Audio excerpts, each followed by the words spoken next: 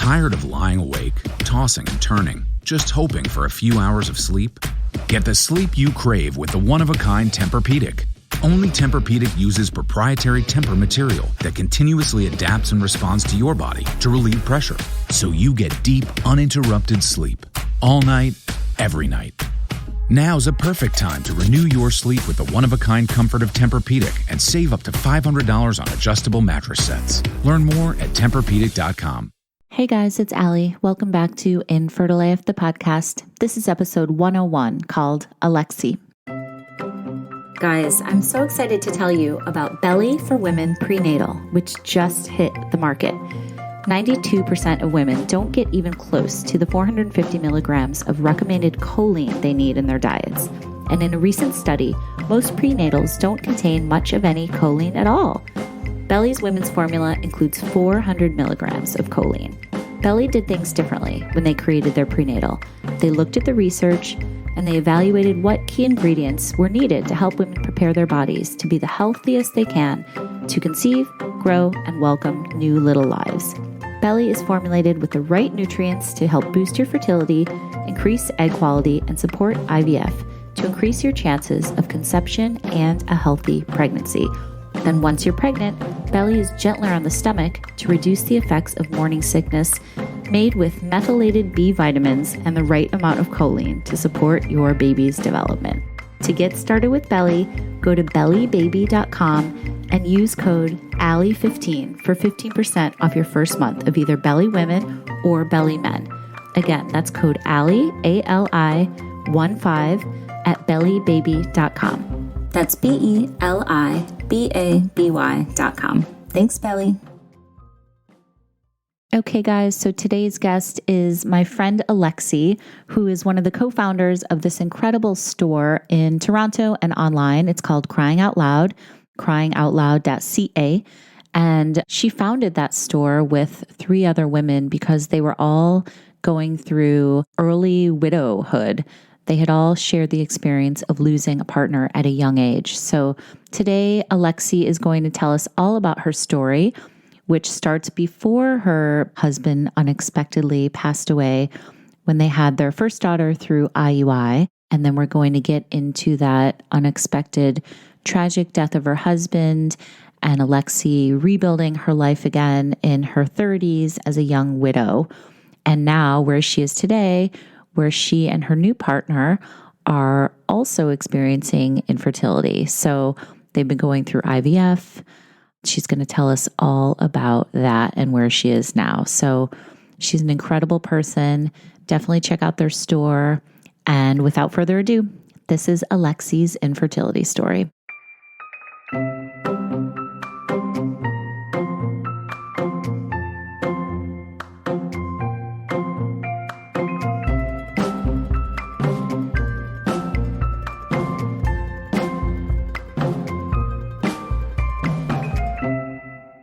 Alexie, hello, friend. It's so good to talk to you. How's it going? You too. I'm good, thank you.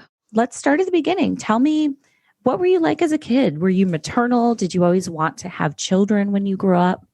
Absolutely. I don't think I ever could have imagined a life without kids. You know, I didn't want a million kids. I always wanted 2, but the thought of not having kids just never crossed my mind.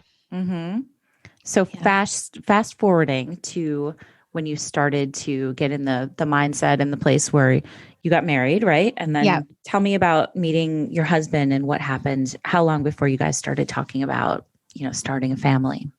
So we met in university and didn't start dating though till a few years after that when we reconnected over Facebook. And I think it was about 5 years until we got married.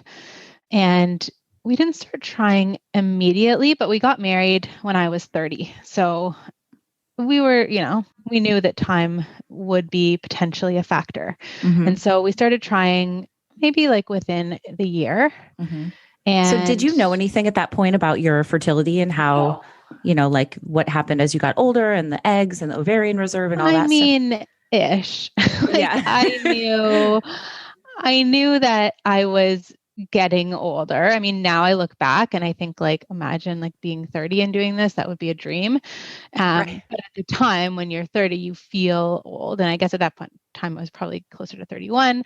So, I mean, I had an inkling that like there could be an issue, but I wasn't really expecting there to be an issue. I'd always had regular periods. I had a few family members that had struggled with infertility, but for the most part, I hadn't. Like my grandmother had 10 children and my other grandmother had 7 children. I felt like I was from a fairly fertile breed. Had you talked to your family members about what they'd gone through? A little. It was a couple of my cousins. And yeah, we talked about it a little, mostly once I started to realize that I was also going to have problems. It just didn't happen right away. I think I maybe went to my doctor a little bit before the year mark and sort of begged to see a fertility doctor and was able to. And they did all the tests and there was nothing really wrong with either of us. So they tested you and your husband? Yeah, they tested both, and he had some motility issues, but it wasn't terrible. Like they weren't that concerned. So we did Clomid first and nothing happened. And then we did 2 IUIs. And how was the Clomid? It was, it's funny. I listened to your podcast, so I hear people talk about Clomid. I don't really remember anything about it. Okay. So I feel like it's all or nothing. People either go crazy being awful. People feel crazy, or like you, there's been several people that are like, it was okay. It didn't really affect me. Like I have got to think that since I don't remember, it was fine. I've never heard anything in the middle though. It's either like really bad or nothing. Yeah. All I remember was thinking like it didn't work. Okay. And so we did 2 IUIs. Okay. How were the IUIs? Did not work. It was fine. Like the experience was okay. The first 2 were unmedicated or like no shots involved. The second one, we had a chemical pregnancy, which was interesting because we found out about the chemical pregnancy the day we found out. Like we basically found out that we had been pregnant and we're no longer pregnant in the same moment. Oh, wow. How did that feel? Awful. What happened? Like, how did you find out? You went in for a test or were you just I guess they whatever the levels were, they were able to say, you were pregnant, but you've already lost it. Ugh. And nothing really, it was so early that it wasn't a big ordeal sort of. Yeah. How many weeks were you? Did they say? Yeah. Like a few. Yeah. I had a chemical pregnancy as one of my miscarriages as well. And it's funny, like the terminology, right? Like I consider that a miscarriage. Yeah. And it's only recently that I feel like I have allowed myself to feel that way. Like, I mean, at the time I did feel that way. We went to my in-laws' cottage that weekend and I was pretty upset, but we didn't tell anybody. And I remember we placed a little rock by a tree, kind of did our own little ceremony, but we didn't talk about it because I feel like I didn't have the right to talk about it. Like I just felt like it was too early for me to be feeling how I was feeling. And, but I was obviously feeling something because I remember, I think I told you this the first time, I don't know what I had done. I made some comment to my niece and my brother-in-law said, he was obviously annoyed by my comment. And he said, why don't you get your own kid? And I just lost it. Like I just went to my husband and I was like, I can't actually be here. Yeah. Right now. Fair. And we left and we went to his dad's who lived close by. And I just cried and cried and cried and cried and was so upset. But then I sort of forced myself to get over it because I didn't feel like I had like earned the right to be sad because I hadn't really ever had that moment to be happy. So we just sort of trudged along.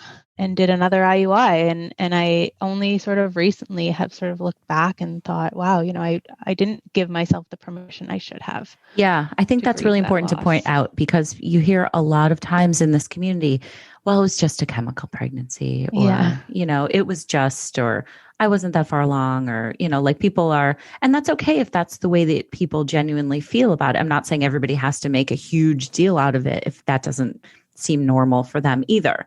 But I think, like you said, it is a loss, and you need to give yourself time to grieve that and just acknowledge that, it's not just anything. A loss is a loss. Yeah. Yeah, absolutely. And so then we kept trying. We were basically, the doctor had said, you can do 3 IUIs and then we'll move to IVF. And we did the 3rd IUI and it worked. We got pregnant and we were able to, carry to term. I have a beautiful 5-year-old daughter. She was a dream. Pregnancy was okay. Like no real problems. We had a bit of a scare with her kidneys at one point, but it turned out to be okay in the end. We actually had a bigger scare when she false positive tested for cystic fibrosis. Whoa. In her newborn test. Oh my gosh. So it was like the day after we brought her home, we got a call saying you need to bring her in for further testing because she's tested positive for cystic fibrosis. Oh my gosh. We were just devastated. It was horrible. And they told us in that moment, and I tell this story because I feel like people don't know this, and everyone should know this, so they do that test when they're born. It's one of those foot scraping tests. And it has a really high rate of false positives. Whoa, I didn't know that. Yeah, I didn't know that either. And they did tell us that on the phone, but of course you're not thinking, you're like, right, for sure I'm the one. Of course. And so, we had to bring her in. They wanted us to come in the next day, and my husband got on the phone and just lost it and was like, absolutely not. We are coming right now. Right. Good. Big time. Absolutely. Test. So you have to go in, and she had to do a sweat test, and then we had to wait a few hours to find out. And they brought us into this room, and it just had 2 chairs and a box of Kleenex. And I remember Jamie saying, he's like, this is the room where they tell you the bad news for sure. It's the room with the Kleenex. Yes. Yeah. and absolutely. I've never been more terrified in my life. And they came in and they said she was okay. How long did you have to wait? A few hours. Oh my God. It's like the longest hours. It was the longest. Yeah. So I think from the time we got the call to the time we had the answer, it was like about 8 hours. And it was the worst, the worst. Of course. Because I don't know if it was the worst 8 hours of my life. I've since had some pretty terrible hours, but. Right. Yes. We'll get into all that too. It was awful. Yeah. I remember, you get all those tests, like you said, at the newborn screening, and it's like, how's their hearing? How's their vision? There's so many things that could go wrong. Yeah. Terrifying. And when it doesn't go wrong, you realize, wow, it's kind of a miracle. Yeah. That there's healthy babies. And, it's really, so many things have to come together to have a healthy baby. Yeah, absolutely. Every now and then I see her sort of running in the street or, doing something kind of active and remember like, oh my goodness, like this almost didn't go this way. Yeah. But anyways, it was great. Other than the few scary moments, she's wonderful. She is everything I could have wanted in a daughter, and really grateful that worked out. And then just when everything was going well, we always knew we wanted more, and we didn't start trying like actively, like we were I think we were about a month away from going back to the clinic to be like, okay, let's do it again. But we had sort of, we were trying-ish. Right. Did you think you would have to go back to IUIs? I assumed I would have to go back to IUIs, but we thought, well, we'll go back. I think our idea was to go back in January, but from like October to December, we were just going to like try to like schedule ourselves to like see maybe we would be those people who conceive naturally after not conceiving naturally. So that was sort of the place we were at. Yeah. Can I say too, I'm excited to share a story about a successful IUI. You don't hear about that very often, you know? I feel like IUIs kind of get a bad rap sometimes. Yeah. It's funny. Nice. I've since learned that, I didn't, at the time, I didn't realize how rare it is to succeed at that stage. So yeah, very grateful for that. So we were, trying for our second. It was December and it was Christmas Eve. And I woke up in the morning and got my daughter up. Normally, Jamie got up with her in the morning because I'm not a morning person, but he didn't get up with her and she was crying. And so I went to get her and I brought her downstairs and I made her breakfast and was getting sort of increasingly irritated that he wasn't getting up. I was like getting everything ready to go to his parents for Christmas Eve. And he just like wasn't getting up. And so I came into our room and he sounded like he was snoring really heavily, but I could not wake him. Like I threw water in his face. I yelled. I was like hitting him, like shaking his shoulders, like screaming, wake up. And he wasn't waking up. And so ultimately I called 911 and within an hour he was gone. Oh my God, Alexie, I'm so sorry. Talk about terrifying moments.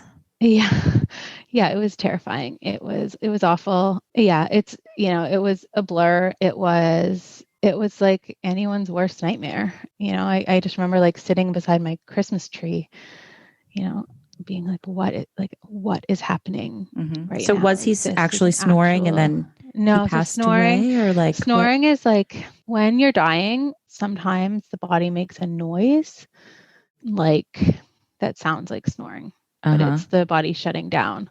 But I didn't know that. Sure. How would you know that? So that Adeline was 16 months old. And then at that point, I was suddenly a single mom to a baby. Yeah. I'm so sorry that happened. So you're sitting by the Christmas tree. Yeah. And yeah, I mean, the months and days that followed were a bit of a blur.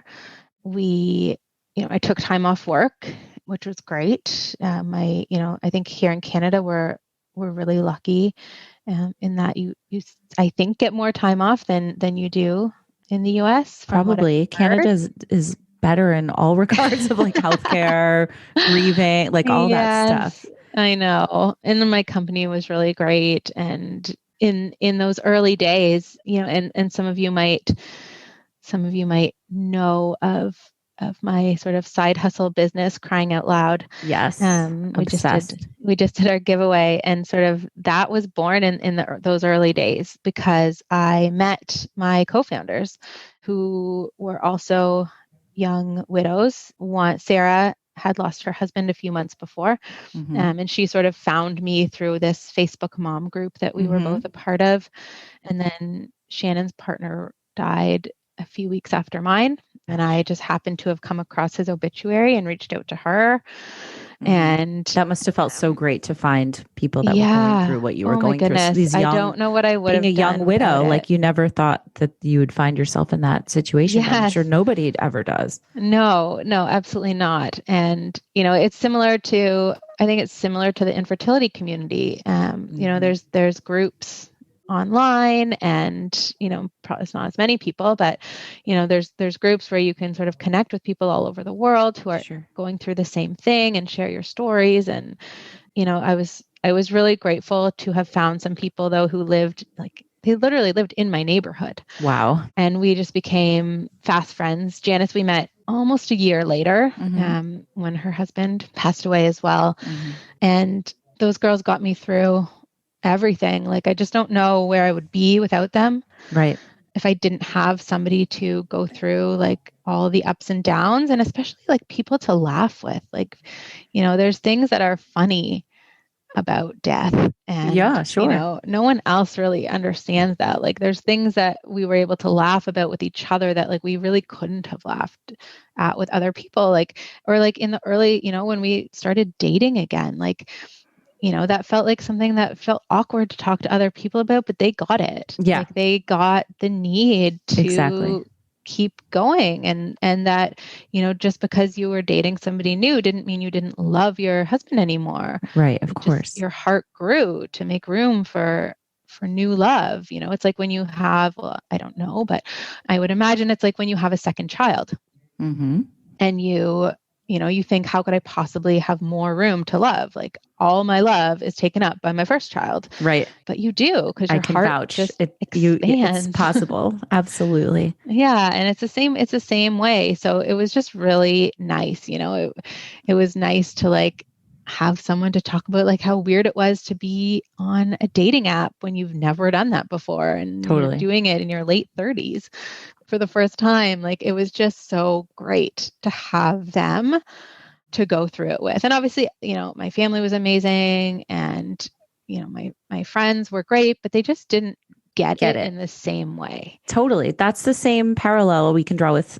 Fertility Rally, which Blair and I have created, is like, we like to bring, for lack of a better word, some fun into this journey and some levity, because it's like, it fucking sucks. And we all know that. But if we can like band together and find those pockets of joy and find those moments that are just absolutely ridiculous that we can laugh at, that we who are going through it or have gone through it only know ourselves because we've gone through the same thing. I think that's a really good parallel. You have community.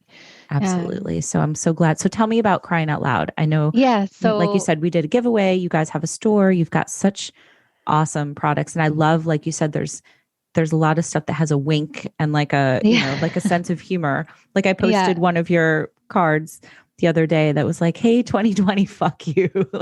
What the fuck? Totally. Yeah. So we had sort of talked about like, wouldn't it be great to do something all together? Like make something beautiful out of all this mess. And we talked about the idea of like, people never know what to say and what to do when somebody dies. So you end up with like a whole bunch of edible arrangements and then a whole bunch of rotting fruit or like a whole bunch of dead flowers that you didn't remember to take care of, or, like it and not to say that like, if you've ever sent those things to somebody, that is absolutely fine. But we just thought like, it would be nice to get something really meaningful and really useful and a bit more unique. And so we had originally come up with the idea of kind of like curated gift boxes for grief and other shitty times in one's life. And then all of a sudden we had this opportunity to take over a retail space. And so really quickly, we just sort of said like, let's do it. And, we all had, 3 of us had jobs at the time. One had just left her corporate job and we didn't really know what we were doing. Like only one of us really had retail experience, but we were just so passionate about it that we thought, why not? Like, why not do this? And so we took on the lease and started building our business. And so we are a store. We are online and we have obviously our little shop. We sell self-care products. So we sell lots of books and things to help you take moments for yourself throughout the day, whether that's bath products or essential oils or just a blanket or some cozy socks or candle, just little things to make you take some time for yourself. Right. Nothing overly elaborate, no shade to Gwyneth Paltrow, but we wanted to provide like a self-care destination that wasn't pretentious, that wasn't out of reach. We don't sell things that are super expensive. It's not all or nothing. You don't need to commit to 6 yoga classes a week and plant-based diet every day. And you don't have to be all in. You just have to do your best with the time that you have. Sure. And, we always say like our version of self-care is equally equally about expletives and chocolate as it is about meditation and essential oils. Yeah, that's real life. And I love that everything you guys carry is coming through this lens of grieving people that have had hardships, and you know what people want and need. So I think understanding the process and the grief process, you know what people want. And I think that makes you guys stand out from other places. The other side to our business is, so we have sort of the self-care side. So like come in and buy something for yourself, whether that's because you're going through a hard time or because you aren't, but you really want to maintain your well-being. And the other side of it is a gifting destination. Sure. So we want to help people. And I think a lot of our customers come to us for gifts. You want to help somebody through something. I mean, obviously it's great. You can come buy a Christmas gift or a birthday gift or whatever kind of gift that is sort of a standard gifting occasion, but you can also come and buy your friend a gift because she's getting divorced. Yeah. She's really sad, or because she lost her job, or because she's going through infertility, or, whatever it is, we help people sort of pull together a meaningful gift that will help that person take good care of themselves. And so we've got care packages. We've got like a grief care package. We have our infertility and infant loss care package. Yeah. We have, care packages for that promote family time and connecting. We've got a care package aimed at promoting sleep.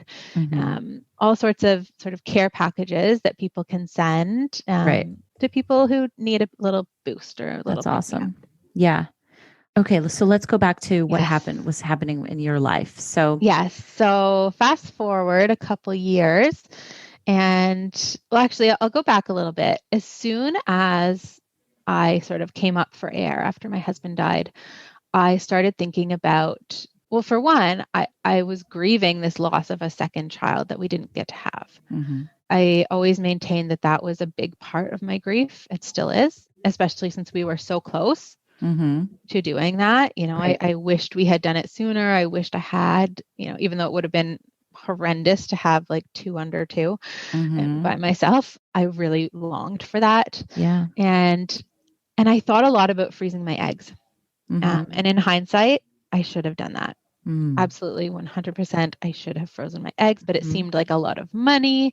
And I was like a bit of like a romantic in the sense that I was like, well, let's just see what happens. And I kept sort of pushing out the, like, if nothing's going on in my life that like is going to help me have a baby, I'll freeze my eggs. And I just kept pushing it out.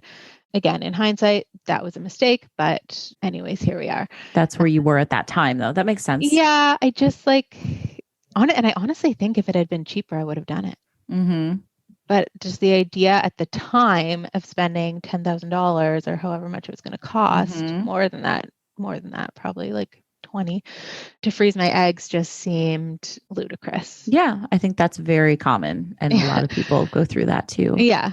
So I didn't, but I did start dating. Eventually I started dating, and it was interesting. Yeah. It was like, I mean, we'd just been together for so long. So it'd been like, at that point when he died, we had dated for 5 years and we'd been married for 5 years. So I was like 10 years out of practice, add on some time after, like I was really out of practice. Sure. And so at first, like the dating apps were kind of fun. I did more looking than anything. I went on very few dates.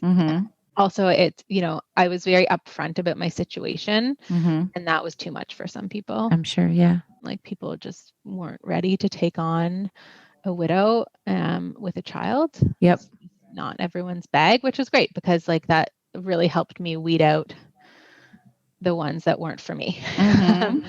But I went on a few dates, and eventually I went on a date with James, and he was this lovely British man who had just moved to Canada, and we sort of hit it off right away. He will tell you that he was sort of like all in that first night. Like he talks about going back to his apartment and standing in the kitchen and being like, I think everything just changed. Wow. That's cool. Yeah, I was like a little more hesitant out of the gate, probably because he was so great. And suddenly it was like, oh, okay, now I really need to like make a decision here because this isn't just for fun. This potentially could be something. Yeah.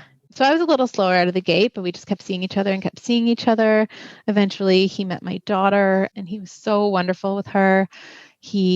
They got along so well, and the rest is history. So you guys are together now. We're together. We're engaged. Engaged, right? He is like a very active father figure in my daughter's life. Mm-hmm.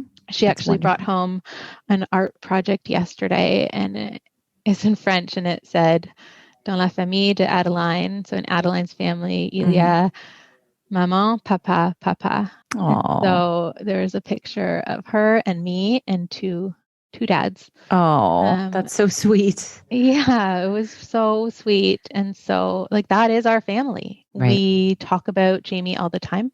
Mm-hmm. He's very much a part of our everyday. Mm-hmm. She's very aware of him.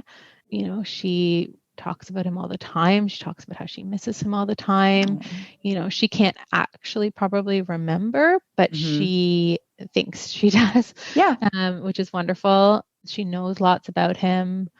And we think of ourselves as a family of 4. Wow. That's really cool. Yeah. Yeah. It's really nice. I feel very lucky to have found someone who is willing to embrace all of this. Mm-hmm. It can't be easy all the time. Sure. He takes it all in stride, and he is incredibly patient and compassionate about everything, but it can't be easy. Mm-hmm. And it's not lost on me how lucky I was to find somebody who took us as we were and accepted that we did have this past. Right. And that how important it is in everything that we do. Yeah. Tired of lying awake, tossing and turning, just hoping for a few hours of sleep? Get the sleep you crave with the one-of-a-kind Tempur-Pedic. Only Tempur-Pedic uses proprietary Tempur material that continuously adapts and responds to your body to relieve pressure, so you get deep, uninterrupted sleep. All night, every night. Now's a perfect time to renew your sleep with the one-of-a-kind comfort of Tempur-Pedic and save up to $500 on adjustable mattress sets. Learn more at TempurPedic.com.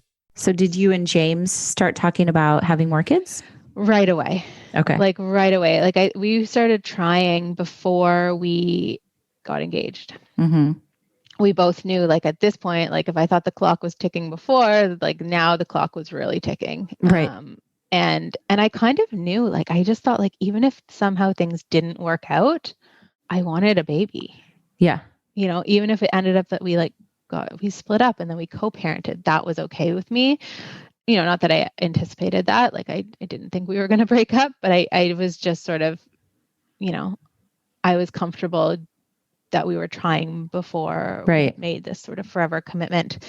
So the other sort of piece, so I had my sort of previous fertility issues, and we knew that we were going to have trouble because James had testicular cancer about 8 or 9 years ago.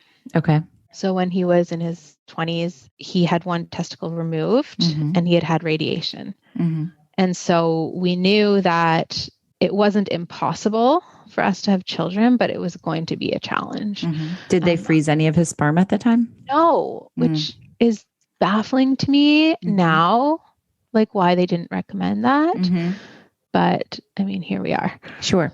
And so as much as we knew, that we had all these problems, I think we're a little naive. We thought well, we'll just try. We'll try. And so I think it had been about a year of trying. Naturally, when we finally went to the clinic, and they basically said right away, you have to do IVF. You have no other chance. Not IUI. No IUIs. They were that would just be a waste of money and time. You need to do IVF and you need to do it now. Okay. So how long ago was this? So we did our first IVF in last January. So it was probably a few months before that. 2019. Or 2020. So we would have started the conversations with the fertility clinic in 2019, and then we did our first round in 2020. Okay. The lucky year of 2020. Right. I'm that's so on brand for 2020. Yeah, I know. Now that I think of it, I'm why did we even bother? That was just a waste of money. So we I remember this moment where he had been to the urologist or something, and they were the ones I think who had told him like you're going to have to do IVF, or maybe he had an appointment on his own where they had made this like call of like it's IVF, and I remember we were meeting after work. I don't know. I guess Adeline was with my parents or somebody, and we were meeting after work. We were going to play tennis. And he told me, and I took the tennis racket and I like threw it in this like majorly dramatic moment of like, I was so mad that like this was happening to me. Like I just saw like IVF. I was like, no fucking way. Like I've had enough in this life. I can't handle this. Like I was so mad. I love you, John McEnroe, your racket across the court. Yeah. It was a moment. I like, luckily there was no one else there because it would have been so embarrassing. That is very out of character for me. Yeah. I think he was just like totally dumbfounded. Right. But in his mind, he was like, he saw IVF the way you saw IVF. Like he was like, whatever, we'll pay for it. We'll get our baby. Like, yeah, it sucks. It's money, but like, then we'll have our baby. Sure. Like, why are you so mad? Because I thought going into it, just in case people haven't heard my story, like I was like, oh, IVF, you do the science and it works. And thankfully for us, it did on the first round with our one and only healthy embryo. But now I know in retrospect how damn lucky we were. Yeah. And I think I don't know why I was jaded about it, but I did not go in with that expectation at the time. I think I sort of switched over to that thinking eventually, but at that time I was like, do you even have any idea how much it costs, what it's going to do to me, like what I'm going to have to go through, what like, and then like it only works this percentage of the time. Like I like somehow pulled these figures from like 3 or 4 or 5 years ago when I first thought about fertility. And anyways, I came around and we did it. And I think by the time we started, I started to believe that this was going to work. I don't know what changed, but once I started, I was like, yeah, obviously if we're going to do all of this, it's going to work. We didn't have any insurance coverage. I think my work coverage covered $1,000, which was like a penny. Yeah. You're like, cool, thanks. Yeah. Yeah. We had zero coverage. Yeah. It's so awful. I like it still keeps me up at night how much money we've spent and are spending. But we did it, and I kind of got into it. Like I decided that the first time I had done like fertility stuff, I was really secretive about it, and had really not opened up. And I guess just through all my life experiences, I was like, you know what? No, like I'm not going to suffer in silence this time around. So I documented the whole thing on our Instagram stories, on Crying Out Loud's Instagram stories. And if you go, there's like a highlight for infertility. Yeah. So I like posted a bunch about it, and I shared a bunch about it, and I like did like, I took pictures of like what it actually looks like in the place, and like when you're like, I just shared it all and kind of got into that, and it just became this experience that was connecting me to people. People were sharing, and it was great. And I just really thought like, this is great. This is just our journey. Like maybe we were just meant to have this journey, and then we'll have our baby and our family will be complete, and we'll, fly away into the sunset. Right. And that's exactly what happened, right? Yeah, exactly. The end. Bye. Good talking to you. Yeah. So no, that did not happen. I had like a good number of eggs. I can't remember how many now, like 18 or something. And so I was like, great, perfect. Here we go. I'm winning the egg race. And we had the first time watching those numbers drop between the like egg retrieval and genetic testing was so awful. It's wild. Yeah. Like I was not prepared for that. Like no one had ever really warned me that it was normal to just watch those numbers drop and drop and drop. So it was like, I think maybe we even had 20 to begin with, and we ended up with 3 to send for genetic testing. So 3 embryos, not eggs, right? 3 embryos to send for genetic testing. Got it. So we sent them for genetic testing, and we sort of started to prepare ourselves for implantation, thinking like, okay, if something's going to go wrong, it's going to be the implantation that's going to go wrong. Like, well, let's just get them back and put them in, and then we'll start worrying again. What we weren't expecting to happen was for them to call and say that all 3 were genetically non-viable, and we had nothing to implant. Which was devastating. Sorry. Yeah, that is absolutely devastating. I just could not believe that this was happening. It felt like a punch in the gut. It was just one of, I've said this now 3 times. It's one of the worst things that's ever happened to me, but it just felt so terrible. Yeah, absolutely. And the idea that we were going to have to come up with more money to do it again was just I just couldn't even, I couldn't deal. And at this point we were engaged. So we had a wedding to pay for, and it was just felt like it was too much. That said, we were like, okay, let's do it. Let's go. Let's do it again. We'll figure it out. We'll make it work. Let's go. So we took a couple months off and started again. And in that couple months, we went to see a naturopath. I started to do acupuncture.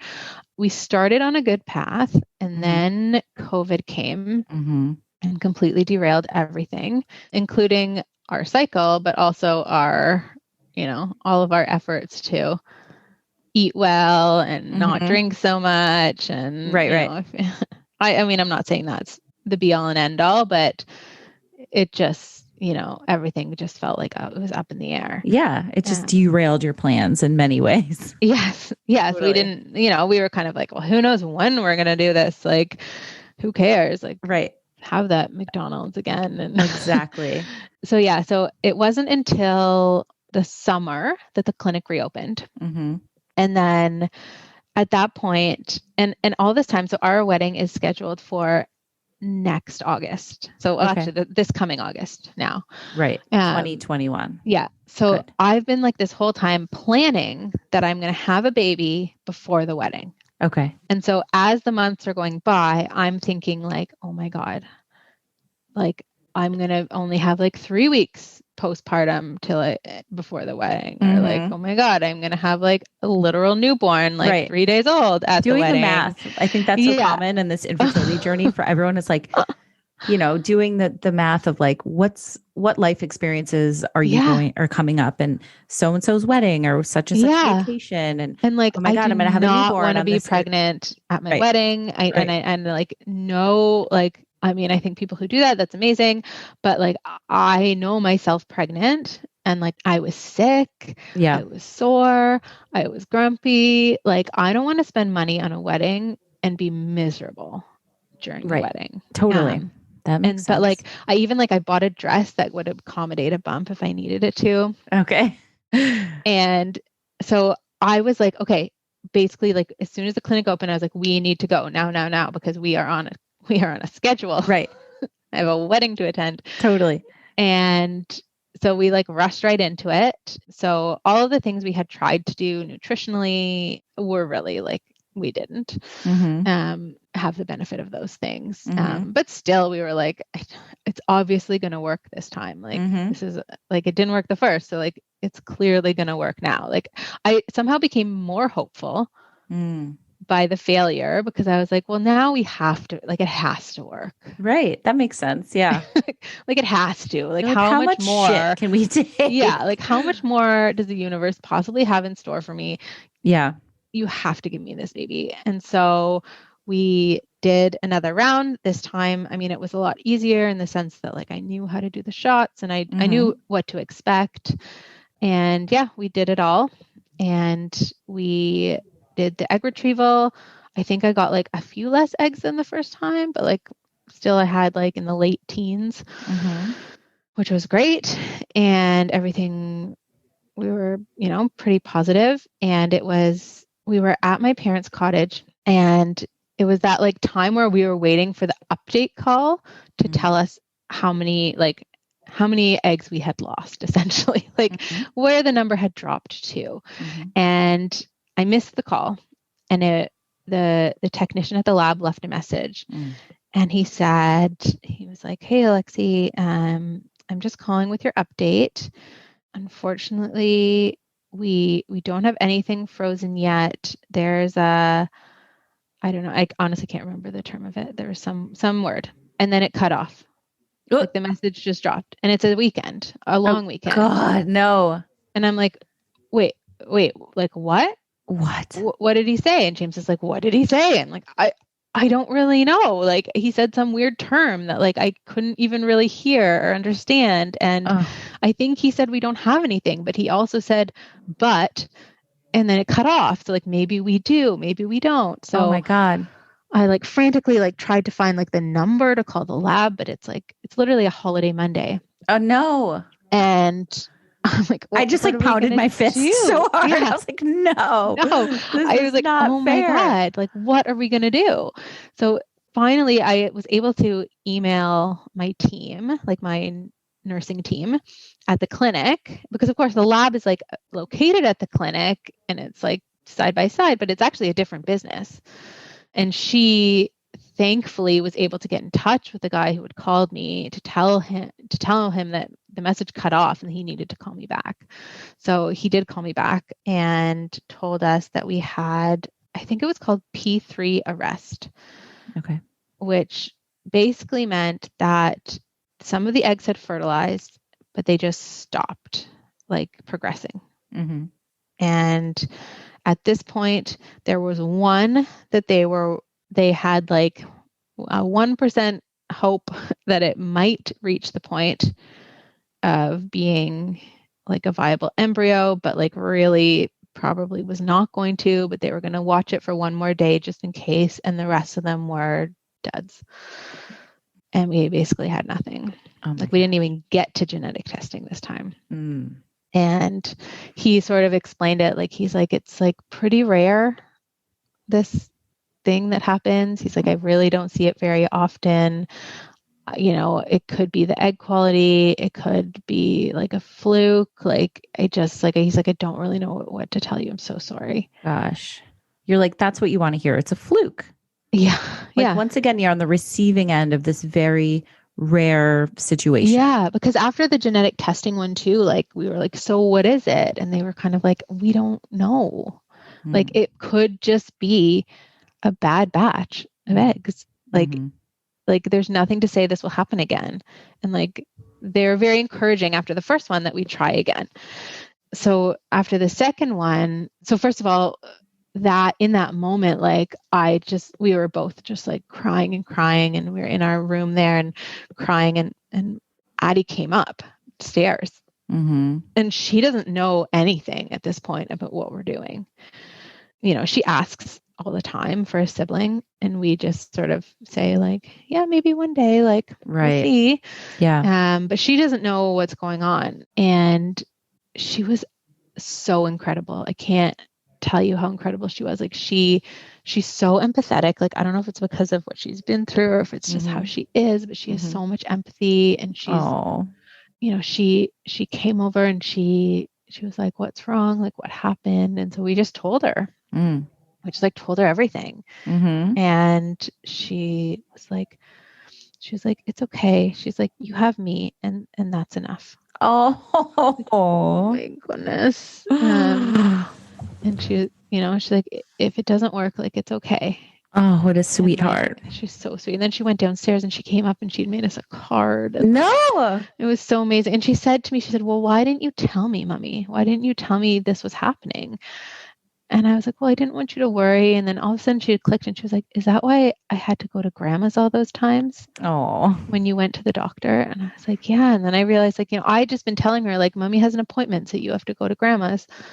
And I didn't really think about what that was doing to her and what she was thinking. Kids are so smart. Yeah. And like, she was clearly like wondering what was happening with me. So I was like, glad I told her. Yes. And that she knew I wasn't sick, that I was just, you know, trying to make a brother or sister for her. And that it might work and it might not work. But it's really hard and it's really sad, and we're allowed to be sad about it and we're allowed to cry about it. And And so, yeah, it opened up a great dialogue, and we've always been really open with our emotions with her. And like, I try to sort of model grief in a way that is healthy. Right. But yeah, we had just never talked about this. Yeah. So, well, that's the difference between, not to generalize boys versus girls, but so you have a 5-year-old girl and that's how she dealt with it. Meanwhile, Sonny, my 5-year-old, the other day was like, it was his birthday and we're like, Sonny, tomorrow you're going to be 5. And he like pulls down his pants, starts like whipping his penis around in a circle. And he goes, my penis is also going to be 5.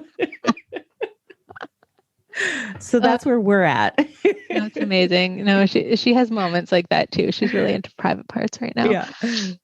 So we picked ourselves up. I mean, it was hard.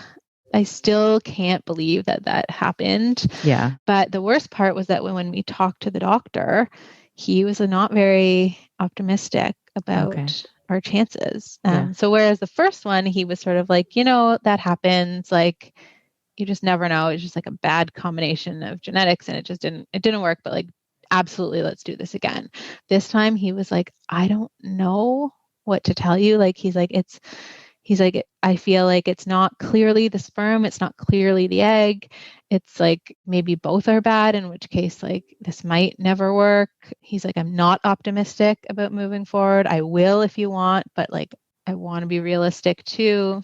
So that was really, really hard. Mm-hmm. And so we took a little bit of time. I mean, really, we were like, well, we're doing it. So like, you better do it. Right. We just weren't willing to give up, but we did decide that we were going to take this like nutrition naturopath stuff more seriously, give it everything we could. So as of like the last week of August, we haven't had a drink or anything. We have gone down to 1 coffee a day, which was really like, we just couldn't do more than that. Yeah. Like it just wasn't possible. I literally wake up and my first thought is coffee. Me too. I'm not kidding. Yeah. I'm such a like Kathy cartoon character. Yeah. When the naturopath told us that we could have 1, like she was like, 1 is fine. Because we thought we were going to have to cut it out altogether. And she was like, you do not have to do that. Just make it 1. And like make it 1 small, not like 1 venti. Right. I thought no more James McDonald's. Honestly, Alexie. I thought James was going to cry when she said that. He was so relieved. So yeah, no trans fats. Yeah. We're trying to eat as organic as possible. No sugar. Aside from like bits of maple syrup here or there, which just really showed my Canadianness. But yeah, like we've just been on like a real health kick. So we've done that since we started the last week of August, and we're still going. And we had a call with our fertility doctor last week where he proposed a new approach that took us a little bit by shock. But we're coming around. So he wants us to do a half and half round, which I'd never heard of. Essentially, he thinks that really the radiation is probably the problem, the radiation that James had, and that probably the sperm is the issue. And he said, if we do another round and we end up with nothing, not only do we have nothing, but we have no information. Right. We don't know anything else. And because it's not like my eggs are amazing, like it could be an egg issue. And so he's recommending that we use a sperm donor for half of the eggs. And use James's sperm for half of the eggs. So, I mean, that was a shock because as much as like, I think we sort of knew eventually we might get there, we just weren't there yet. Yeah. So, we obviously talked about it a lot. I think we have the benefit of our situation in that I know and he knows that he is capable of loving a child that is not genetically his own. Yeah. We see it. This is our reality. Right. He is absolutely Adeline's dad. She has 2 dads and he's one of them. And I have that benefit that I wouldn't otherwise have of knowing that love is love. Yeah. And you can love a child who isn't genetically related to you. I see it every single day. I've talked to so many people in that situation too, and you're exactly right. Yep. But it's still hard. He still needs to grieve the loss, the potential loss. The loss of genetics. Yeah. and he needs to work through that. And it breaks my heart. It breaks my heart for him because I know as much as he loves Adeline, he wants a child of his own. And I think he's frustrated that it was cancer that took that away from him. Yeah. I think it's a lot to come to terms with. Definitely. So we, okay. So this is still new. It's very new. Processing. It's very new, but we don't have a lot of time. Right. So what's your time? What do you think time frame was?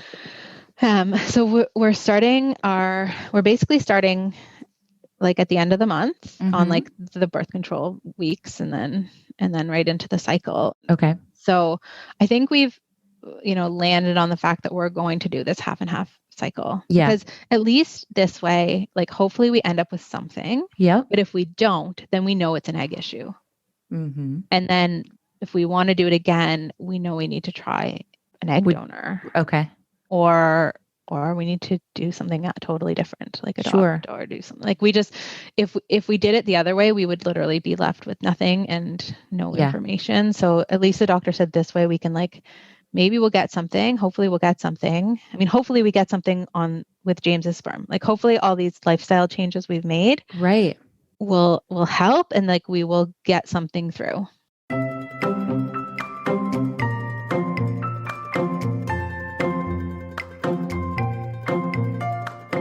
All right, guys, thanks so much for listening to my conversation with Alexie. And Alexie, thank you so much for sharing all of that. We are rooting for you as your story continues. So guys, definitely check out cryingoutloud.ca online. And also wanted to let you know that Fertility Rally Live, the spring edition, is happening on April 17th. So mark your calendars. We are going to have an all-day virtual event with speakers and panels and giveaways and tons of excitement and, of course, fun. So mark your calendars for 4/17. And also in the meantime, definitely check out our membership site, Fertility Rally. Our site is down right now, so check us out on Instagram at Fertility Rally, and you can find everything you need there. So thanks for listening. Talk to you guys next time.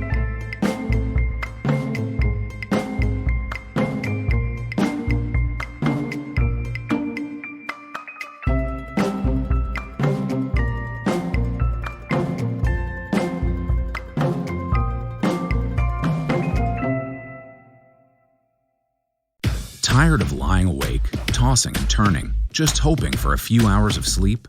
Get the sleep you crave with the one-of-a-kind Tempur-Pedic.